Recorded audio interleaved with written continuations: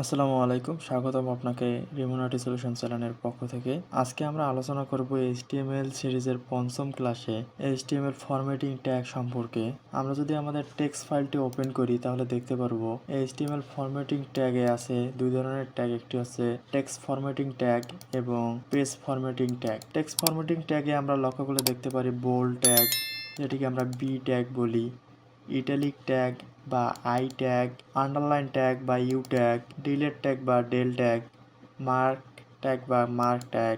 আর page formatting ট্যাগে আছে line break tag বা বিআর ট্যাগ, হরিজন্টাল লাইন বা এইচআর ট্যাগ। আমরা এই ট্যাগগুলো ব্যবহার করার জন্য আমাদের একটি এইচটিএমএল ডকুমেন্ট দরকার। আমরা এইচটিএমএল ডকুমেন্ট তৈরি করার জন্য প্রথমে চলে যাব ফোল্ডারের ভিতরে। সেখান থেকে একটি টেক্সট ডকুমেন্ট ওপেন করে সেটি রিনেম করে আমরা এইচটিএমএল ডকুমেন্ট তৈরি করব। ফরম্যাটিং ডট এইচটিএমএল লিখে ইএসএ ক্লিক করলে ফরম্যাটিং, এখানে আমার রিনেম করতে ভুল হয়ে গেছে। এখানে আমি এইচআরএম লিখছি, এইচটিএমএল হবে। এটিকে আমরা ডাবল ট্যাপ করে ওপেন করব। ওপেন করার পর এটিকে আমরা রাইট ক্লিক করে নোটপ্যাড প্লাস প্লাসে ওপেন করব। এখানে আমরা এইচটিএমএল এর যে বেসিক লেআউট সেটি আমরা এখানে লিখব। আমরা এখান থেকে কপি করে নিয়ে যাচ্ছি।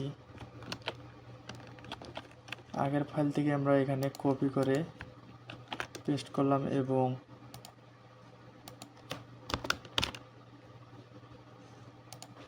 ভিতরে যে টেক্সটগুলো এগুলো কেটে দিলাম। দিয়ে এখানে আমরা আমাদের ফরম্যাটিং ট্যাগগুলো ব্যবহার করব। এজন্য আমরা প্রথমে একটি হেডার নেব। H1 দিয়ে একটি হেডার নিলাম। হেডারটা শেষ করে দেই। দেওয়ার পরে ভিতরে আমরা লিখলাম দিস ইজ হেডার H1। লেখার পর আমরা নিচে একটি প্যারাগ্রাফ নেব। এজন্য আমরা পি ট্যাগ নিলাম। নেওয়ার পর পি ট্যাগ ক্লোজ করে দিলাম। এর ভিতরে আমরা একটি প্যারাগ্রাফ লিখব। হাই, আই অ্যাম এনাম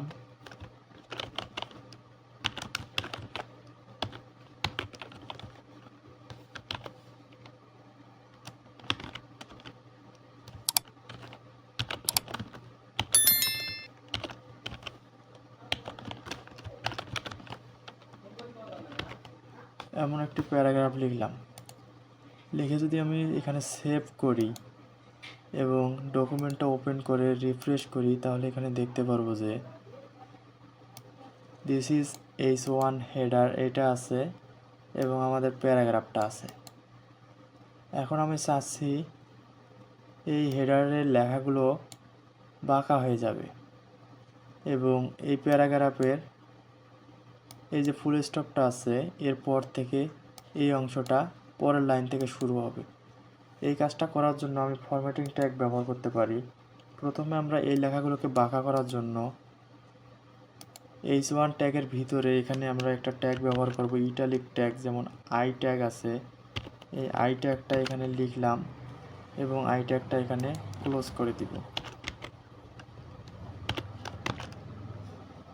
দেওয়ার পর যদি আমি সেভ করি এবং এখানে গিয়ে রিফ্রেশ করি তাহলে দেখতে পারবো যে লেখাগুলো একটু বাঁকা হেলে গেছে, একটু বাঁকা হয়ে গেছে। এখন আমাদের পরের কাজটা হচ্ছে আমি চাচ্ছি যে এই অংশটা এখানে থেকে শুরু হবে, নিচের লাইন থেকে।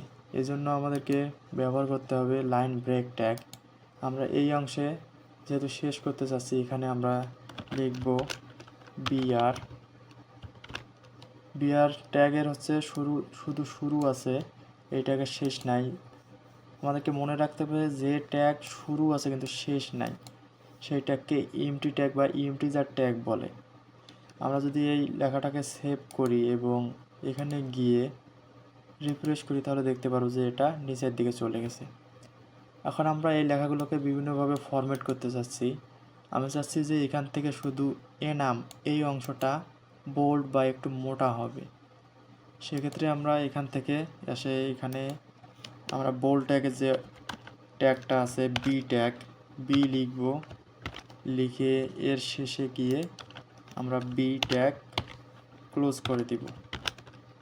এখন যদি আমরা সেভ করি এবং এখানে গিয়ে রিফ্রেশ করি তাহলে দেখতে পারবো যে এই অংশটা একটু মোটা হয়ে গেছে। আমি আপনাদের সুবিধার্থে এটি একটু জুম করে নিলাম। নেয়ার পর এখন আমি চাচ্ছি যে এখান থেকে হোয়াট ইজ ইয়োর, এই ইয়োরটা আমি কেটে দিতে চাচ্ছি। যেমন আমরা যখন কোনো ওয়েবসাইট ভিজিট করি কোনো কিছু কেনার জন্য, দেখা যায় যে কোনো একটা অ্যামাউন্ট আগে লেখা থাকে, সেটা কেটে দেওয়া থাকে, পরবর্তীতে আর একটা নতুন অ্যামাউন্ট দেওয়া থাকে। ঠিক ওইভাবে আমি এখানে কেটে দিতে চাচ্ছি। এজন্য আমাদেরকে প্রথমে এখানে যেতে হবে কোডে গিয়ে এখানে থেকে ইওর লেখাটা বের করতে হবে এবং এখান থেকে আমরা এখানে DEL এই ট্যাগটা ব্যবহার করব। প্রথমে শুরু করে এখানে DEL ট্যাগটা শুরু করলাম এবং এখানে গিয়ে ক্লোজ করে দেব।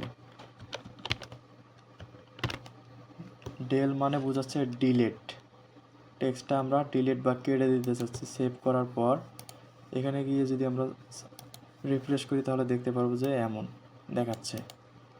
এমনটা মূলত আমরা যখন কোনো শপিংয়ে যাই বা শপিং ওয়েবসাইটে যাই তখন আমরা এরকম দেখতে পারি যে আগের মূল্যটা কেটে দিয়ে ডিসকাউন্ট মূল্যটা সাইডে দেওয়া থাকে। এখন আমরা ফরম্যাটিং ফাইলে গেলে দেখতে পারবো যে এখানে ইটালিক, আন্ডারলাইন, ডিলিট, মার্ক, আমরা এখান থেকে বোল্ড দেখেছি, ইটালিক দেখেছি, আন্ডারলাইন এখন আমরা দেখব। এখান থেকে আমরা বাংলাদেশ লেখার নিচে আন্ডারলাইন করতে চাই এবং বাংলাদেশ লেখাটা বোল্ড করতে চাই। সেক্ষেত্রে আমাদের করণীয় হচ্ছে আমরা HTML ফাইলে যাব এবং এখানে গিয়ে শুরুতে আমরা লেখাটা বোল্ড করব এবং ইটালিক করব। এজন্য আমাদেরকে প্রথমে শুরু করতে হবে বি ট্যাগ এবং পরে আবার দিতে হবে আই ট্যাগ। এরপর আমরা এখানে গিয়ে যেহেতু আই ট্যাগ দিয়ে প্রথমে শেষ হয়েছে, এখন আমরা এখানে আই ট্যাগটা শেষ করে দিব। তারপর বি ট্যাগ দিয়ে শুরু হওয়ার কারণে আমরা বি ট্যাগটা সবার শেষে শেষ করে দিব। দিয়ে যদি আমরা সেভ করি, সেভ করার পর এখানে লক্ষ্য করলে দেখতে পারবো যে এইটা চেঞ্জ হয়ে যাবে, এইটা মোটা হবে এবং বাঁকা হয়ে যাবে। এখন আমি চাচ্ছি যে বাংলাদেশ লেখার নিচে একটা আন্ডারলাইন আসুক। এজন্য আমরা এখানে গিয়ে আই ট্যাগের পরে আন্ডারলাইন ট্যাগের জন্য ইউ ট্যাগ ব্যবহার করব এবং আই ট্যাগ শেষ হওয়ার আগে ইউ ট্যাগটা শেষ করে দিব।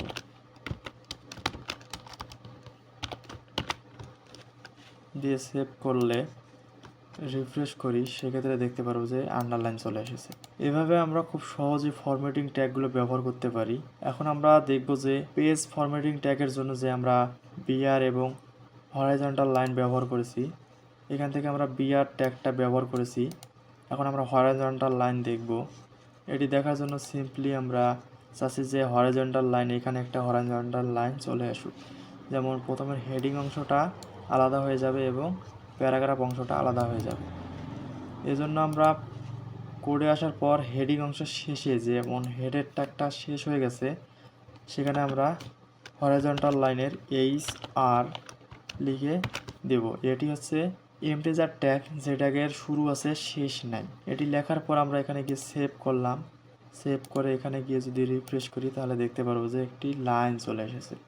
এই লাইনটার নাম হচ্ছে হরাইজন্টাল লাইন। আমরা এভাবে আমাদের টেক্সটগুলোকে ফরম্যাটিং করতে পারি। ধন্যবাদ আমাদের ভিডিওটি দেখার জন্য। যদি ভিডিওটি ভালো লেগে থাকে তাহলে লাইক করবেন, মন্তব্য জানাতে কমেন্ট করবেন। আমাদের পরবর্তী ভিডিওগুলো দেখার জন্য অবশ্যই রিমোট আইটি সলিউশন চ্যানেলকে সাবস্ক্রাইব করে পাশে থাকা বেল আইকনটি বাজিয়ে দিবেন। বাংলায় টেকনোলজি সম্পর্কে জানুন, রিমোট আইটি সলিউশনের সাথেই থাকুন। ধন্যবাদ।